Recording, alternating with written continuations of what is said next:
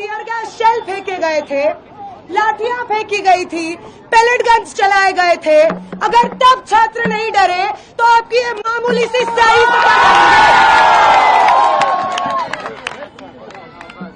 वो भाजपा और आरएसएस के गुंडे जो स्टेडियम में बैठ करके बोल रहे हैं कि हम छात्रों के साथ खड़े हैं, जब जेपीएससी को रद्द करने के लिए, जेएसएससी सीजीएल को रद्द करने के लिए छात्र विधानसभा तक मार्च निकाल रहे हैं, तो वही गुंडे जो खुद को छात्रों का हितैषी कहते हैं मेरे ऊपर ईंट फेंकते हैं। ये कौन सा छात्रों का हितैषी है?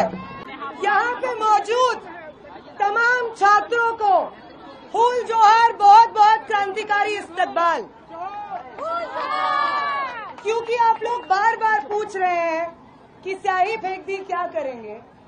20 जुलाई को हमारे ऊपर टीयर गैस शेल फेंके गए थे, लाठियां फेंकी गई थी, पेलेट गन्स चलाए गए थे।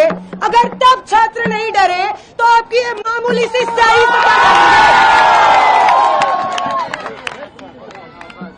वो भाजपा और आरएसएस के गुंडे जो स्टेडियम में बैठ करके बोल रहे हैं कि हम छात्रों के साथ खड़े हैं, जब जेपीएससी को रद्द करने के लिए, जेएसएससी सीजीएल को रद्द करने के लिए छात्र विधानसभा तक मार्च निकाल रहे हैं, तो वही गुंडे जो खुद को छात्रों का हितैषी कहते हैं मेरे ऊपर ईंट फेंकते हैं। ये कौन सा छात्रों का हितैषी है? इनकी कुर्सी खतरे में है। क्या उनका इस्तीफा हो जाएगा और हाथ से सीएम पद चला जाएगा? क्या कुर्सी जाने वाली है? क्या छात्रों का आंदोलन इतना खतरनाक होता जा रहा है? क्या उनकी बात सरकार नहीं सुन रही है? 2 से 3 तस्वीरें दर्शकों सीएम हेमंत सोरेन साहब की आई थी, झारखंड के मुख्यमंत्री का, जिसमें वो कह रहे थे कि भाई छात्र का जो अगुवाई कर रहे हैं वो हमसे बातचीत करें, हम बात करने के लिए तैयार हैं। ये खैर अच्छा लगा कि रिस्पॉन्ड उन्होंने जल्दी लिया।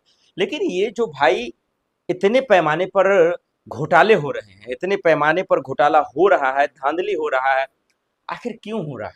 चाहे कहीं बीजेपी की सरकार हो, कहीं विपक्ष की सरकार हो, ये देखिए ये बड़े चोर लोग हैं, ये बहुत बेईमान लोग हैं। सरकार में जो बैठे हुए हैं, नेता हैं, मंत्रीगण हैं, वो उन्हीं को टेंडर दे रहे हैं चुनाव कराने का। जो चोर हैं उन्हीं को दे रहे हैं, जो धांधली स्कैम करने में असली मास्टरमाइंड है।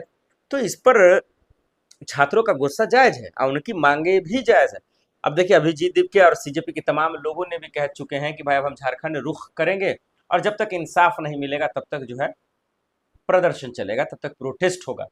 मुझे लगता है कि झारखंड के मुख्यमंत्री की जिम्मेदारी ये है कि आप बीजेपी के मंत्रियों की तरह अहंकारी बोल ना बोलकर बेहतर ये होगा कि आप उनके पास जाएं, बच्चों से बात करें। वो आपके हैं, वो हम सबके भाई हैं।